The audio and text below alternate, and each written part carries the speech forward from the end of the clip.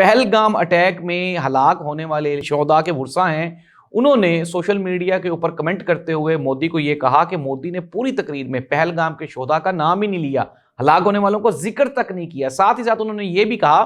کہ اگر مودی کو ٹرمپ نے منع نہیں کیا تھا تو پھر مودی نے کیوں کی جنگ بندی؟ ناظرین، یہ وہ سوالیہ نشان ہے جس کے مودی کے پاس کوئی جواب نہیں ہے۔ مودی اور مودی کے جو ہم نوا ہیں، ہم خیال ہیں، انہوں نے آپریشن سندور کے بعد ایک اور آپریشن لانچ کر دیا، لیکن یہ جو آپریشن ہے ناظرین میں آپ کو تھوڑا سا بتا دوں، اس کے مطابق